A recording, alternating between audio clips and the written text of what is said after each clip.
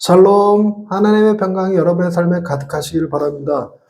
설교를 시작하기 전에 먼저 여러분들 앞에 양해를 좀 구하는 것은 제 머릿속이 되게 복잡합니다. 이 말씀을 가지고 준비하면서 여러 가지 주제들이 머릿속에서 서로 지가 나가겠다고 주장하는 바람에 뭘 내보내야 될지, 어떤 순서로 내보내야 될지 머리에 정리가 잘 안 됐습니다. 그래서 어제도 제 딸이랑 같이 이 문제를 얘기하면서 이렇게 얘기할까 저렇게 얘기할까 했더니 제 딸이 그러더라고요. 하고 싶은 대로 해. 그러더니 하고 싶은 대로 하겠습니다.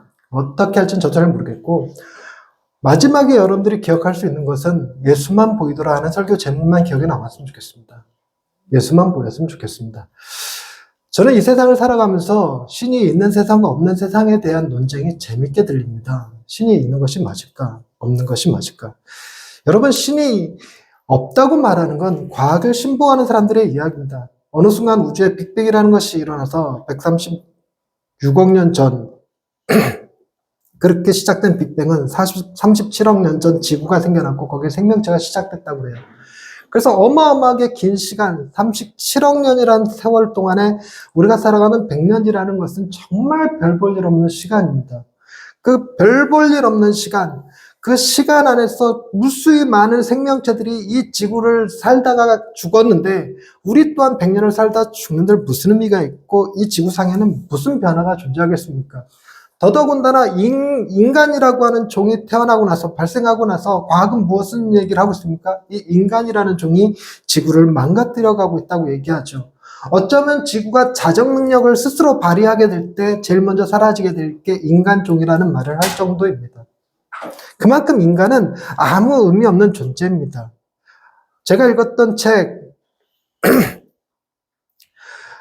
참을 수 없는 존재의 가벼움이라는 책에서 인간이란 어떤 존재인지를 말하는 한 주인공이 나옵니다. 그 주인공의 어머니가 그 딸에게 이렇게 하겠죠. 인간이란 똥 만드는 기계야. 이렇게 얘기합니다. 진짜 말 그대로 똥 만드는 기계에 불과할 수도 있습니다. 우리가 많은 사회를 거쳐왔습니다. 농경사회도 거쳐왔고, 군주제도 거쳐왔고, 근데 뭐 과학혁명이랄까 종교개혁도 일으켰고, 민주주의가 꽃피었고, 자유경제가 지금 활성화되어 있습니다. 학자들은 얘기하죠. 인류 역사에 이 시대만큼 민주주의와 자유주의 경제가 얼마나 인류에게 유익한 것인가 이런 얘기를 합니다. 과연 그럴까? 인류의 역사에 자유주의, 민주주의 체제라는 것이 역사 기간으로 굉장히 짧아요. 그 짧은 것만으로 어떻게 평가를 내릴 수 있겠습니까? 지금으로부터 한 500년쯤 지난 다음에 새로운 경제체계, 새로운 정치체계가 발현되고 나면 어쩌면 인류 역사의 가장 지독한 경제체제, 정치체제는 민주주의와 자유경제주의였다고 말할지도 모릅니다.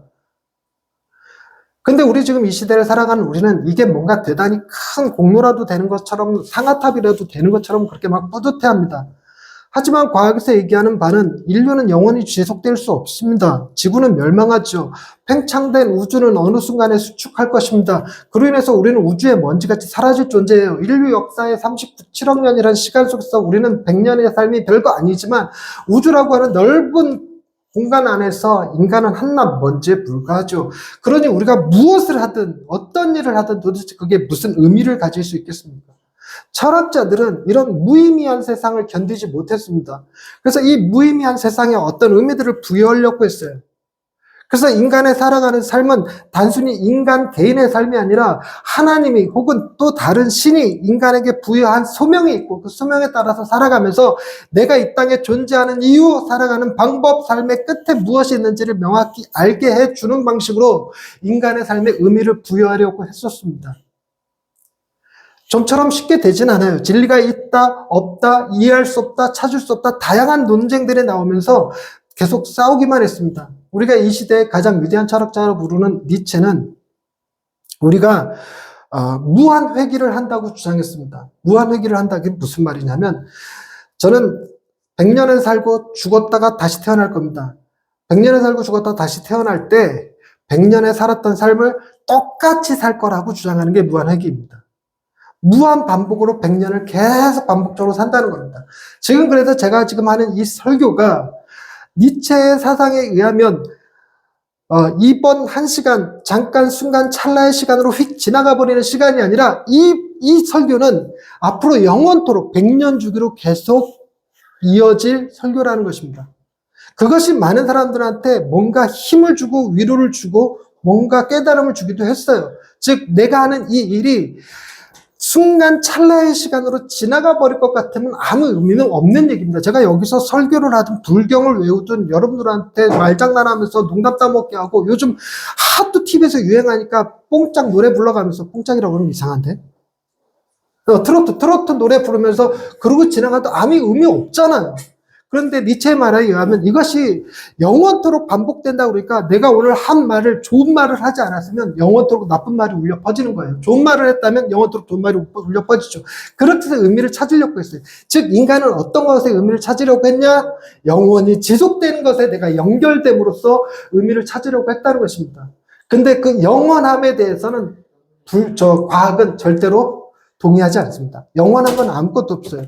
엔트로피 증가의 법칙에 따라 모든 건 다 쇠퇴합니다. 우주도 쇠퇴합니다. 팽창 더 이상 일어나지 않아요. 어느 순간에 수축돼서 없어질 겁니다. 그렇기 때문에 사람이 삶의 의미를 가지려면 과학에선 발견하지 못합니다. 내가 기가 막힌 거 발견했다고 치십시다. 어제 우리 딸이랑 얘기하면서 바이러스제, 그리고 또 항생제 이런 얘기하고 우울증 약 이런 거 얘기하면서, 도대체 인간의 세포 안에 들어있는 그 작은 세포의 영향을 어떻게 연구해냈으며 그것에 걸맞는 약을 투여하고 그 약이 어떻게 작동하는지 이런 걸 알아낸 과학자들, 업적이 대단하지만 그 사람이 누군지 기억하는 사람 아무도 없죠.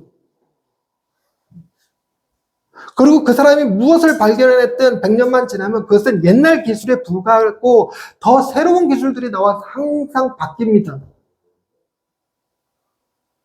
음악을 만들든 그림을 그리든 거기에서 의미를 부여해서 찾아내기란 쉽지 않습니다. 이런 우리의 무의미한 삶에 가장 우리의 삶을 의미 있게 만들어주는 건 종교였어요. 신이 우리를 만들었고, 우리를 위한 영원한 세계, 죽음으로 끝나는 것이 아니라 죽음 이후에도 영원토록 살아갈 그 세상에 대한 이야기를 해주는 것이 우리 삶에 의미를 부여합니다.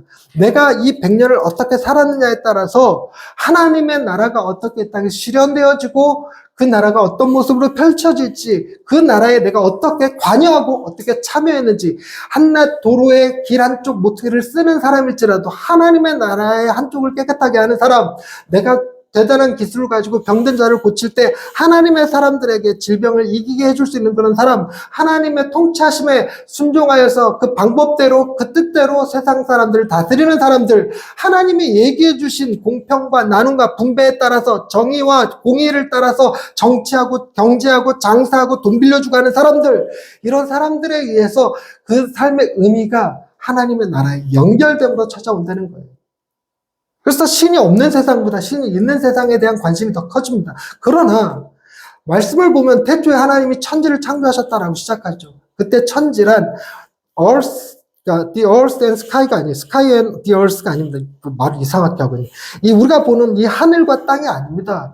천지는 그 하나님의 나라, heaven and earth, 하나님의 나라와 이 땅입니다. 하나님의 나라와 이 땅. 그런데 하나님이 하나님의 나라를 만들어 두셨음에도 불구하고 왜 아담과 하와는 이 땅에 두셨을까? 이 땅에서 일정 기간을 지난 다음에 헤븐, 그 나라로 가게 하셨을까? 이 땅에서의 삶이 어느 정도 펼쳐진 다음에 헤븐, 그 나라가 이 땅에 임하게 하셨을까? 왜 두 개의 공간을 별개로 두셨을까? 이런 생각을 하게 됩니다. 그럼 많은 신학자들이 그 대답을 찾아 연구하죠. 이거는 이제 거대 담론이기 때문에 무엇이 옳은지 알 수 없습니다. 성경을 많이 공부한 사람들도 도대체 그 이유를 알 수 없어요. 그러나 한 가지 명확하게 얘기하는 건 뭐냐면, 하나님은 인간이 단순히 만들어지는 것으로 끝나는 것이 아니라 어떤 특정한 과정을 거쳐서 성숙해지고 성장하고 하나님을 닮아가는 사람이 되길 원하셨다고 얘기합니다. 그러니까 단순히 하나님이 만드시는 것으로 끝나는 것이 아니라 그 사람의 성품, 인품, 그 사람의 성격, 마음, 이 모든 것들은 시간을 들여서 조성해 나가야 된다는 것이죠. 그래서 하나님이 만드신 이 세상은 우리가 하나님의 헤븐에, 하나님의 나라에 들어가기 전까지 훈련받아야 되는 장소죠. 그래서 이 훈련받아야 되는 장소를 두 글자로 성경에서 자주 얘기하는 장소가 있습니다. 바로 이곳을 지나가게 하셨다라고 부르죠. 광야입니다. 우리 교회는 저런 천재가 존재한다는 게 너무 감사해요. 그래서 광야의 삶을 살게 하셨습니다. 근데 광야를 두고 사람들이 생각하는 것과 하나님이 우리에게 제공하는 것은 달라요. 여러분, 광야는 사람이 살 수 없는 곳입니다. 광야는 먹을 것이 없는 곳이에요. 광야는 물이 없는 곳입니다. 광야에는 미래가 없고 소망이 없습니다. 광야에는 재산이랄 게 없어요. 저장할 수 있는 곡식이라는 게 존재하지 않습니다. 이런 말을 하면 학생들 같으면 요즘 시대가 어떤 시대인데요. 광야에다 수로 놓고 거기다가 엄청나게 지어서 여러분 광야 같은 사막 같은 데다가 떡하니 빠찡코 하나 딱 만들어 놨더니 라스베가스가 태어나잖아요. 그러니까 그렇게 만들 수 있다고 생각하는데 그런 개념이 아니죠. 이 광야가 어떤 의미를 지니는지를 우리가 알면, 그래서 하나님께서 왜 우리가 이 광야를 거쳐서 하나님의 나라에 들어가게 하시는지 조금은 깨달을 수 있지 않을까 하는 생각입니다. 그래서 제가 머리가 얼마나 복잡할지 알겠죠. 이런 설교를 하려니 머리가 복잡해서, 그리고 이런 설교를 하면서 늘 느끼는 건 뭐냐면요, 내가 알아듣게 말할 수 있을까? 지금까지 하는 말 알아듣고 계십니까? 그래서 말씀을 다시 한번 정리를 해보자면, 제가 이 광야를 왜 생각하냐면, 오늘 읽은 본문 말씀에 예수님께서 변화산에 올라가서 만난 사람이 모세예요. 물론 엘리야도 등장하지만 그들과 나눈 대화가 뭐냐면, 말씀을 다시 한번 보시면 32절에 영광 중에 나타나서 장차 예수께서 예루살렘에서 별세하실 것을 말하면, 이 별세라는 말이 원어로는 엑소더스, 즉 출애굽입니다. 출애굽이에요. 즉 이스라엘 백성들이 애굽에서 나와서 광야를 거쳐서 가나안 땅에 가는 그 모티브를 가지고 우리를 구원하셔서 하나님의 나라로, 광야를 거쳐서 하나님의 나라로 이끌고 가실 그 예수님의 사역에 대한 아주 명확하게 대표적인 단어, 별세라는 단어를 썼다는 것입니다. 그리고 더 나아가서 베드로가 주여 여기가 좋사오니 초막 셋을 짓고 어쩌고 얘기를 합니다. 그랬더니 예수님께서 이렇게 얘기하십니다. 자기가 하는 말은 자기도 알지 못하느니라. 그러고 난 다음에 34절에 이 말할 즈음에 구름이 와서 그들을 덮는지라. 구름 속으로 들어갈 때 그들이 무서워하더니 구름 속에서 소리가 나서 이르되 이는 나의 아들 곧 택함을 받은 자니 너희는 그의 말을 들으라 라고 얘기합니다. 이 장면이 이스라엘 사람들이라면 다 출애굽해서 광야의 여정을 시작하기에 앞서서 제일 먼저 시내산에서 하나님이 강림하셔서 십계명을 주시던 그때를 기억나게 하는 거예요.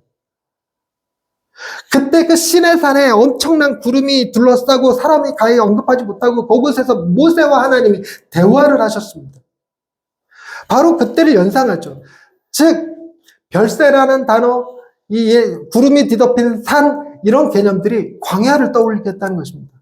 그럼 광야는 어떤 곳일까요? 여러분, 광야를 가기 전에 이스라엘 백성들이 애굽에서 노예 생활을 했습니다. 그때 그들의 울부짖음을 들으신 하나님께서 모세를 보내서 모세를 통하여 그들을 출애굽시키고 10가지 재앙 다 기억하시죠? 피게, 입, 악독, 음의 어장, 뭔 말인지 모르면 나중에 복습해 보세요.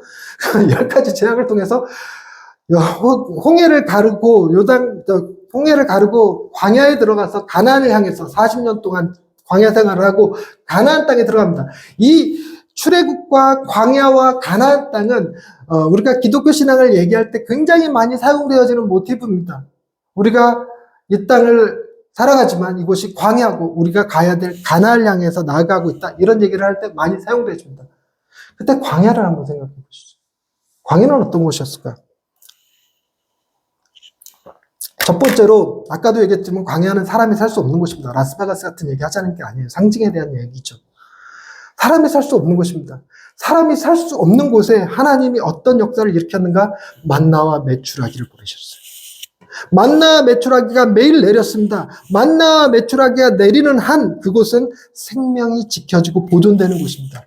광야, 사람들이 생각할 때 그곳은 생명이 살아날 수 없는 곳이라고 말하지만 하나님이 만드신 광야, 그곳은 생명을 지키는 광야입니다. 뿐만 아니라 놀랍게도요, 그 만나가 이렇게 딱 거두면 그날 먹고 더 이상 못 먹는 음식이 만나였습니다. 그러니까 유통기한이 인류 역사상 가장 짧았던 게 만나인 것 같아요. 유통기한이 짧다는 건 무엇을 의미하냐면 내가 굉장히 부지런하게 한 10kg의 만나를 수확을 한다 할지라도 다음날 1kg 정도는 먹었다 치고 가족들이 9kg가 썩어서 썩은 내가 진동하는 곳이 돼버려요. 즉 잉여, 보관, 저장, 재물이라고 하는 것은 썩은 내 나는 음식에 불과한 삶을 40년을 살아요. 그래서 그들은 하루 먹을 양식에 대한 것이면 족한 사람으로 삽니다. 그것이 우리가 주기도문에 일용할 양식을 주옵시고로 하는 말에 들어갑니다. 근데 우리는 너무나도 쉽게 일용할 양식이 아니라 우리는 저장 가능한 것들을 추구하죠. 오늘 뉴스에 보니까 일본은 쌀을 지금 투자 상품으로 써갖고 쌀값이 2배가 뛰었다고 그래요. 지구 전체상으로는 금이 투자 상품이 돼갖고 금값이 지금 무지막지하게 높아지고 있죠. 여러분, 그런 뉴스들 볼 때마다 금 팔아버렸던 거 막 후회되죠. 이런 겁니다. 여러분은 무엇에 투자하고 계신가요? 집입니까? 땅입니까? 증권입니까? 우리는 뭐에다 생각하고 사냐면 오늘 하루 살아갈 것이 아니라 광야에서는 썩은 내가 진동하게 될 그 어떤 것들에 집착하며 살아가는 것이 우리의 삶의 모습입니다. 우리 광야 생활을 하면서 무엇을 경험하고 살아야 되느냐면 내가 아무리 무엇을 모으고 손에 끌어 잡았다 할지라도 오늘 먹을 양식이면 충분하고 그것이 나를 지키시는 하나님의 손기름을 기억한다는 거예요. 그리고 놀랍게도 그 유통기한이 하루밖에 안 되던 만나가 특정한 날에만 유통기한이 이틀이 됩니다. 언제였을까요? 안식일 전날, 토요일날. 유대교 개념으로는 금요일날. 그때 이틀치를 걷어들여요. 이틀치를 걷어들이면 그 다음날 썩지 않고 그대로 있습니다. 그래서 이튿날에는 걷어들이는 수고 없이 하루를 또 살 수 있습니다. 여러분, 이스라엘 백성들이 이집트에 살아가면서 그 이집트에서 이렇게 매일 먹을 양식을 걱정 없이 살아갔던 시절이 없었을 거예요. 걱정 없이 살아가던 시절이 아니었어요. 바로가 가장 풍요롭다고 하는 나일강 유역의 땅, 그냥 홍수가 한 번 나면 그 검은 흙이 몰려 내려와서 땅을 다 덮어버리는데 거기는 그냥 곡식이 어마어마하게 자라서 그 당시에 그 지역의 모든 사람들을 살리는 생명의 젖줄이라고 불려두던 바로 그 가나안 땅이었습니다. 네, 가나안 땅이래. 이집트였습니다. 그럼에도 그것은 바로가 다스리고 있고 바로의 경제 체제가 다스리고 있어서 노예였던 이스라엘 백성들은 늘 언제나 먹을 것을 염려했어야 했어요. 저장이 아니라 당일 먹을 것을 염려했어야 됩니다. 그 먹을 것을 위하여 온갖 땀과 피를 흘려야 했습니다. 그래서 부르짖어 모세가 온 거예요. 어느 정도였냐면 이 이스라엘 사람들의 몸에서 태어난 아들은 다 잡아 죽이는 명령까지 떨어질 정도로 그들의 삶은, 애굽에서의 삶은, 바로의 통치 아래에서의 삶은 풍요로움 속에 있는 빈곤에 불과했습니다.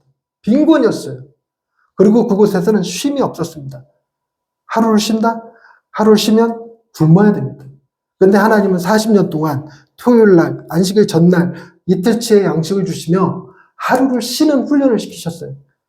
놀랍게도 오늘날 우리가 지키고 있는 7일째로 돌아가는 이것은 그때 만들어진 일입니다.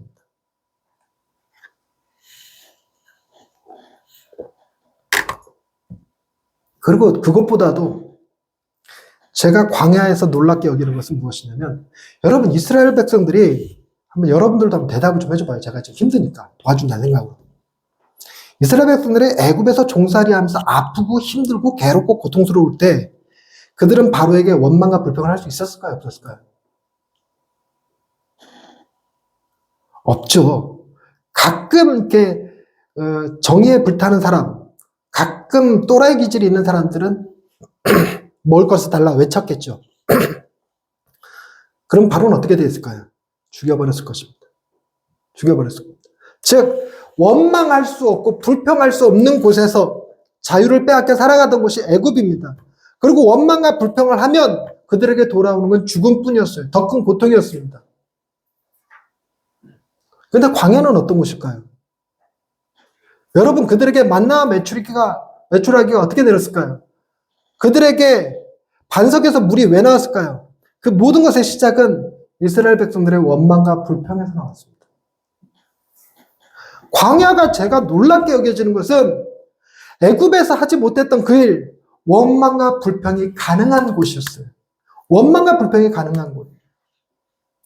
그리고 놀랍게도 하나님은 원망과 불평하는 이들을 죽이는 방식이 아니라 그들의 기도에, 그들의 원망과 불평에 응답하시고 그들의 필요를 채우시는 하나님, 그들을 돌보시는 하나님으로 계속적으로 등장합니다. 광야는 어떤 곳일까요? 광야는 하나님이 우리의 생명을 지키시는 곳이고 하나님이 우리의 원망과 불평을 들으시는 곳이라는 것입니다. 여러분, 힘들고 어려울 때 여기다 왕자 새기고 점집에 가서, 타로집에 가서 그러지 마세요. 여러분 힘들고 어려울 때 여러분들의 원망과 불평을 들어주실 우리 하나님이 계심을 믿으시기 바랍니다. 그 하나님이 왜 원망하느냐, 왜 불평하느냐 그렇게 대답하실 수도 있지만 그분은 자비로우시고 우리를 너무나도 사랑하셔서 우리의 모든 원망과 불평에 적대적으로 대응하지 않으시고 필요한 걸 채우시는 분이세요. 돌보시는 분이세요. 그게 우리가 살아가는 광야입니다. 그것이 우리의 살아가는 광야인 걸 깨달아야 돼요. 그렇게 해서 우리가 믿는 하나님, 그 하나님은 우리를 지키시고 보호하시는 하나님이지만 더 나아가서 우리의 모든 필요를 채우시는 제공자 되시는 하나님이라는 사실을 믿으실 수 있길 바랍니다. 더 나아가서 세 번째, 그러니까 세 번째라는 얘기는 앞에 두 개가 있었던 얘기예요. 첫 번째, 광야는 어떤 곳이다? 우리의 생명을 지켜주시는 곳이에요. 사람들은 광야는 죽는 곳이라지만 광야는 아니에요. 하나님이 우리를 생명을 지키시는 곳이에요. 하나님이 없다면 죽는 곳입니다. 하나님이 있다면 하나님이 우리의 생명을 지키시는 곳이에요. 두 번째, 그곳은 어떤 곳이에요? 우리가 원망과 불평을 할 수 있는 곳입니다. 원망과 불평을 할 수 있는 곳이에요. 우리의 원망과 불평에 대해서 하나님은 들으시는 분이세요. 세 번째, 애굽에서 노예 생활을 할 때 그들에게 군사 훈련이라는 것이 있었을까요? 제식 훈련이라는 게 있었을까요? 이스라엘 백성들을 광야를 지나가면서 모세가 제식 훈련 딱 시켜서 3열 종대, 16열 종대, 횡대, 해쳐 모여, 기준, 자양자, 우양우, 뒤로 돌아, 앞으로 가, 하나, 둘. 왜 팔이 같이 나가지? 하나, 둘. 이런 훈련을 시켰을까요? 그렇지 않습니다. 그들은 그야말로 오합지졸이에요. 그들에게는 여성들이 있었고 지켜야 될 부모님들이 있었고 그들 가운데는 환자들이 있었고 아픈 사람들이 있었습니다. 근데 광야는요, 전쟁터였습니다. 그 예전에. 전쟁터였어요. 그때 당시에 사람들이 최후의 전쟁이라고 불렀던 아마겟돈이 일어나는 장소도 광야입니다. 그리고 실제로 이스라엘 백성들이 가나안에 도착하기까지, 가나안에서도 무수히 많은 전쟁을 치렀지만 가나안에 도착하기 전에도 광야에서 여러 번의 전투를 치러요. 그들이 자기의 힘으로 전쟁을 치를 수 있을까요? 그들이 가진 무기가 칼과 창과 방패 있을 것 같습니까? 아니에요. 기껏해야 꽃게이고 막대기고 이런 것밖에 없어요. 그들은 전투하는 군인들이 아니었습니다. 농사 짓던 사람들이었어요. 그들이 가진 무기랄 건 전쟁용이 아닙니다. 그럼에도 불구하고 그들은 전쟁에서 이길 수 있었습니다. 이길 수 있었던 이유가 뭘까요? 하나님이 그들을 구원하셨기 때문에 그래요. 그래서 광야 생활을 하면서 그들이 깨달았던 건 전쟁은 하나님께 속한 것이라는 것이었습니다. 전쟁은 하나님께 속한 것이었습니다. 그래서 광야는 우리를 지키시는 곳이고 우리의 원망과 불평을 들으시는 곳이며 세 번째, 광야는 우리를 구원하는 곳입니다. 첫 번째,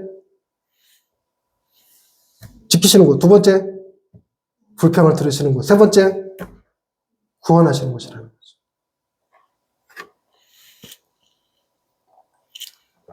그런데 하나님이 이스라엘 백성들을 어떤 방식으로 광야 생활을 하게 했을까? 그것은 모세를 통하였습니다. 모세를 통해서 십계명이라고 하는 놀라운 법을 주시고 그리고 만나의 훈련을 통해서 그들이 안식일을 지키는 힘을 가지게 했습니다. 그리고 그 율법을 지키는 자들로 모든 민족 가운데 뛰어난 민족이 되게 했어요.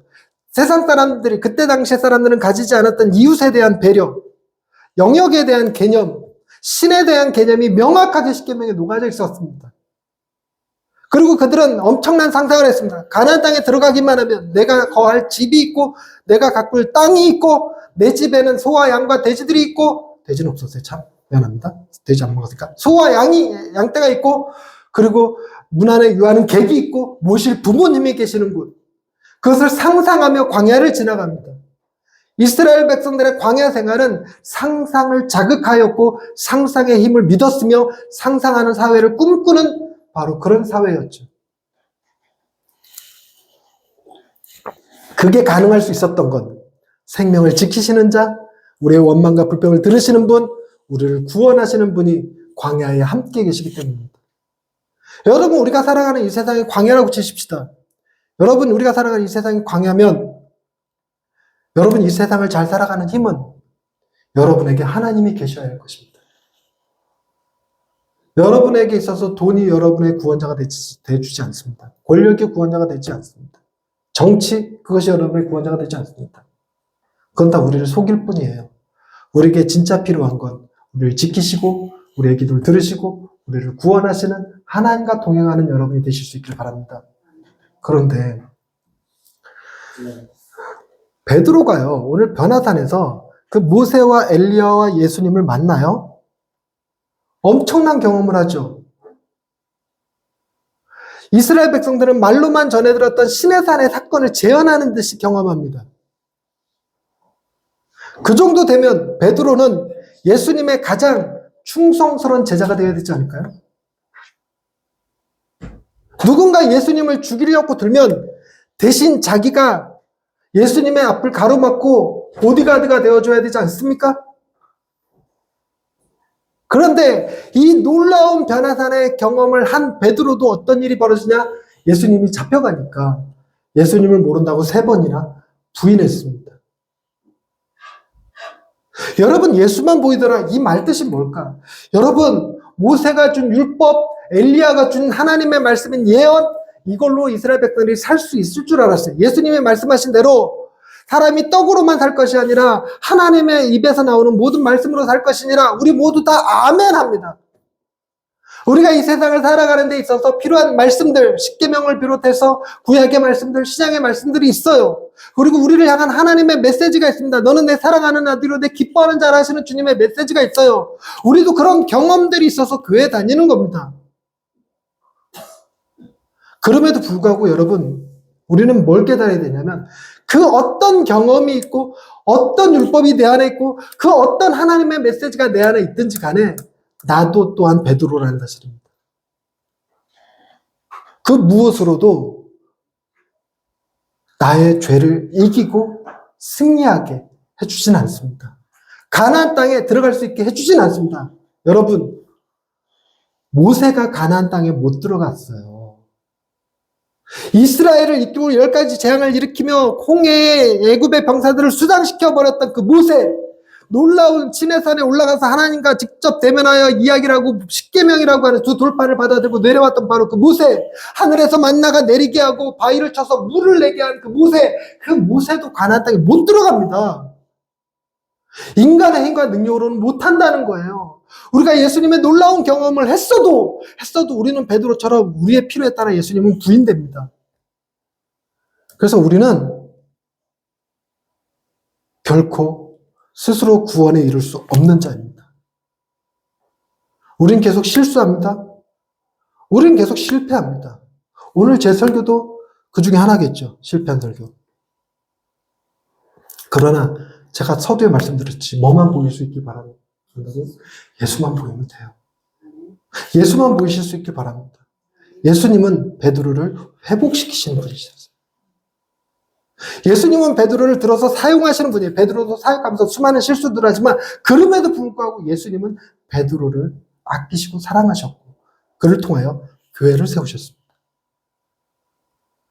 우리가 광야를 살아갑니다. 제가 앞서서 얘기했듯이 우리를 지키시고 우리의 기도를 들으시고 우리를 구원하시는 하나님과 함께 동행하지만 그럼에도 불구하고 우리는 우리의 죄를 위하여 친히 십자가에서 별세하실, 우리의 모든 죄의 문제를 해결해 주실 예수 그리스도가 필요합니다. 설교를 마치려고 합니다. 여러분, 광야를 살아가는 이 시대, 헤븐, 하나님에 들어가기 전에 우리는 어떤 사람이 되어야 될까요? 우리는 세상의 아름다운 집, 멋진 자동차, 훌륭한 연예인들, 위대한 지도자들이 많아도 누구만 보일 수 있기를 바란다? 예수만 보며 살아가실 수 있기를 바랍니다. 예수님은 우리의 모든 것이 되십니다. 기도하십시다. 하나님, 인류 역사가 아무리 길다 한들, 우주가 아무리 크다 한들, 하나님이 우리와 함께 계시는 한 우리는 광야 생활에서도 삶의 의미를 발견하고 삶의 즐거움과 기쁨과 찬양을 경험합니다. 광야에서 아무것도 가진 것 없는 자지만 하나님을 예배할 수 있는 사람들입니다.